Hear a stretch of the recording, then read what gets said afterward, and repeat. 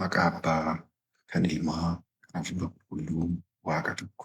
Ameen. Hundumti keessanuu maatiin Waaqayyoo iddoo jirtanitti nageenyi Waaqayyoo isin haa qabu akkam turtan. Egaa har'aa qo'annoo keenya kitaaba qulqulluu Saamu'eel lammaffaa boqonnaa 13 ilaalla. Kunis maal wajjinii wal qabataa? Seenaa gadda mana Daawit, cubbuu cal'isuu fi haaloo ilaalla jechuudha. Egaa seenaan kun gadda mana mootii Daawit keessatti kan mul'atedha. Yeroo sanitti mana isaa keessatti yaa mul'atu seenaan kun Daawit birattii fi ijoollee isaa biratti haa raawwatu malee nuyi har'a ijoollee isaa taaneef immoo kallattiidhaan kan nu ilaallatudha jechuudha. Kanaaf mee tokkoon tokkoon ni ilaalla. Egaa jalqaba irratti kan laallu maa inni boqonnaa kana keessatti hawwii foonii fi gorsa hamaa ilaalla. Hawwii foonii fi gorsa hamaa. Kunis eenyurraa dhufe jenneetoo yoo ilaallu ilma hangafaa kan Daawit Aminoon irraa dhufe. Obboleettii isaa Ti'eemaariin hawwii foonii to'annoon ala ta'een jaalate. Eenyu? Aminoon Ti'eemaariin jechuudha. Yaadni kun yaada of keessatti yaadee yaadni kun isa gubee dhukkubsee siree irra hanga ciisutti ga'e. Sanaan booda yeroo kanatti michuun isaa Iyoonaadaab kan jedhamu ni jira ture. Aminoon akka waan dhukkubsatee akka ciisuu fi Ti'eemaar dhuftee akka isa tajaajiltu akka gaafatu gorse. Hiriyaadhaa gorsa akkanaa gorse. Iyoonaadaab karaa qajeelaa mannaa karaa cubbuu isatti agarsiise jechuudha. Eenyu? Daawititti. Dhiifama Aminoonitti ilma Daawititti. Ti'eemaar qulqullummaan nyaata qopheessitee gara kutaa Aminoonitti qopheessuudhaaf gara kutaa Aminoonitti galte. Nyaata qopheessitee to'i. Nyaata qopheessite sanis fiddee dhuftee gara kutaa inni jiruutitti fiddee fi dhuftee obboleessa kooti jettee amantee gara qulqullummaa isheetiin karaa isaatti dhufte. Amnoon garuu tajaajiltoota gadi baase. Dursa waan inni hojjete humnaan ishee waliin akka ciisu ishee gaafate jechuudha saniin booda.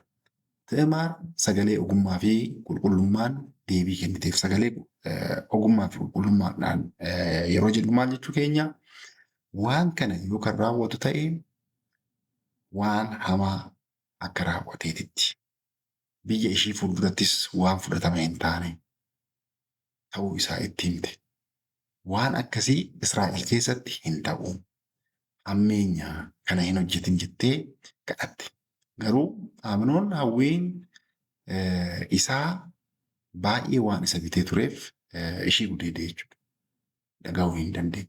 Sana booda battaluma sanatti jaalalli isaa sun gara jibba hamaatti jijjiirame jechuudha. Jibba hamaatti jijjiirame. Ishee maal godhe? Manaa argee jechuudha. Egaa waan kana irratti raawwateen booda hin jibbee sanaan booda manaa ishee arge waan barbaadu argannaan. Achii maaltu uumamee? Waan kana yeroo ilaalu abbaan keenya qulqulluun Daawit yookiin abbaan isaanii Ti'eemaar lapheen ishee cabee booyaa gara manaa kan obboleessa ishee kan Abeseloom garasitti deemte. Mootichi Daawit waan kana dhaga'ee jira.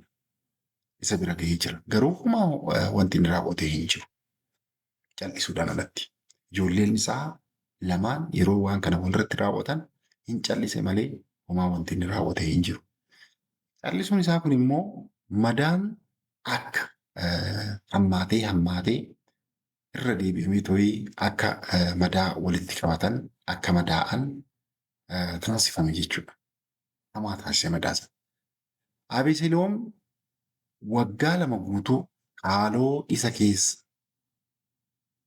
jiru baafachuudhaaf waggaa 2 eege. Haaloon kun waggaa 2 guutuu keessa isaa gubaa ture jechuudha. Yeroo mijataa cal'isee to'ii eeggachaa ture. Sanaan booda maaltu ta'e? Egaa goolaba ajjecha Aminoon asitti ilaalla jechuudha. bakkee kanatti. Egaa waggaa lama kan obse amaloon Abeseloom obboleessa Aminoon obboleessa Ti'amaar ilaalaa iddoo kanatti Aminoon karaa haadhatiin gargari karaa abbaatiin tokkodha Ti'amaarii fi Abeseloom waliin. Abeseloomii fi Ti'amaar karaa abbaatiinis karaa haadhaatiinis tokkodha. Abeseloom erga cubbuun sun obboleettii isaa Ti'amaar irratti raawwatameen booda Aminoonitti waan tokko iyyuu hin dubbanne ima callise jechuudha. Cubbuu isaa itti hin dheekkamnellee waan tokkollee hin taasisne jechuudha. Garuu callisuun isaa immoo akka dhiifamaatitti yookiin immoo dhiifama godheef jechuu miti. Keessa isaatitti guduunfaa itti qabame jechuudha. Garaan isaa ibidda haalotiin gubachaa ture. Waggaa lama guutuu yeroo mijataa eeggatee isa reebuudhaaf yookaan immoo haaloo san bahuudhaaf taasise jechuudha waggaa lama.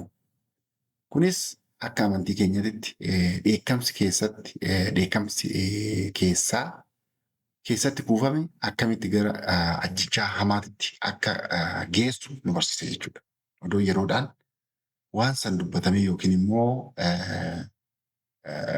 akka hiikkatuuf falli barbaadamee jiraatee wal ajjechuu hin gahamu ture jechuudha. Kanaaf dheekkamsi keessa keenyatti kuufame yeroo eeggatee ta'ee kan utaalii nu keessaa bahu ta'uu isaa hojjaan kan agarsiisu ta'uu isaa sirriitti bakkee kanatti irraa baran. Saniin booda maal ta'ee Abeseloom gara gowwoomsatitti deeme. Abeseloom nama gowwoomsatitti dhufe. Eenyu gowwoomsa? Abbaa isaa. Waggaa lama booda yeroo rifeensa hoolaa itti muran yookaan immoo rifeensa oomishan yeroo itti oomishan inni kun ga'eet kun yeroo gammachuu fi sirnaa ture jechuudha Abeseloom biratti. Maaliif oomishaa jira waan ta'eef. Sanaan booda maal ta'ee ilmaan mootichaa hunda koottaa waliin nyaannaa jedhee ture gaafate. Abeseloomtu gaafate. Inni affeeree jechuudha. Mootii Daawit dabalataan akka dhufu gaafate yookiin immoo abbaa isaa ijoollee kana wajjin akka dabalataan dhufan gaafate. Daawit garuu baasii isatti hin baay'isu jedhee akka abbaatitti. Isaaf naayii keessummaan itti baay'ate jedheet irraa hafe jechuudha. Yeroo kanatti Abeseloom malaan maal godhee yoo ati hin dhufne ta'e obboleessi koo Aminoon na waliin haa deemu jedhee gaafate. Daawit osoo hin shakkiin maal ta'e heeyyameef jechuudha. Sa'aatii du'amaa yookiin immoo gammachuu keessa gadda yeroo ilaallu bakka sirna sanaatti Aminoon osoo homaa hin shakkin nyaataa fi dhugaatiin boqatee garaan isaa gammachuun guutame ture. Baay'ee gammadee ture. Waan dhuge, waan nyaate, waan argateef baay'ee itti tolee ture hin gammade jechuudha. Abeseloom garuu tajaajiltoota isaatii fi ajajaa akkas jedhee kenneef ajaja dabarsee jechuudha. Yeroo Aminoon dhugaatiin garaan isaa gammade maal godhaa jedhe ani yommuun Aminoon rukutaa jedhee sin ajaju sodaa malee isa ajjeesa jedhee kallattii kana kenneef jechuudha. Maaliif keessa isaa hadhootu jira waan ta'eef. Akkuma jedhame sanitti yeroo Aminoon tasgabbaa'ee jirutti tajaajiltoonni Abeseloom itti garagalanii ture isa ajjeesanii jechuudha. Rukutanii isa ajjeesan.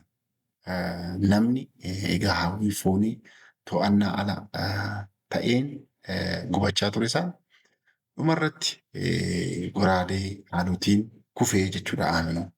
Akkasitti obboleettii isaa isa kadhattee maaloo jettee odoo isa kadhachaa jirtu didee akkas godhe sun waan akkanaa isa quunname jechuudha.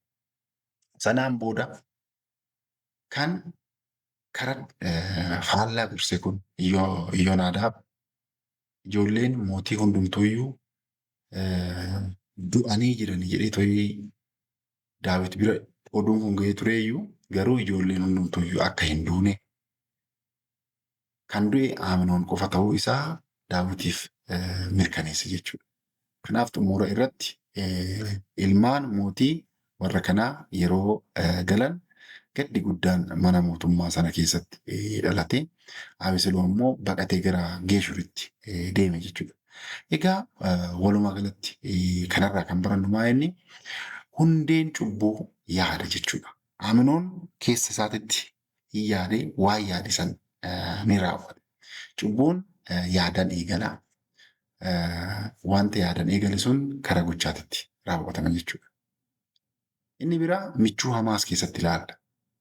Iyoonaadaab michuu hamaa Aminoon. Aminoon karaa waaqayyoo isaa akka dhufu, karaa waaqayyoo isaa akka garagalu gorsuu osoo hin ta'in waaqayyoo isaatirraa akka deemu, waaqayyoo isaatirraa akka fagaatu waan hamaa kana isa tursiisu jechuudha.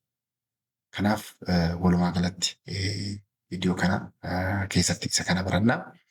Yoo isinitti tole laayikii, sabskiraayibii fi sheerii gochuudhaan waliin gahaa nutti dabalama. Yaada yoo qabaattan immoo koomentiidhaan jalaa nuu barreessaa.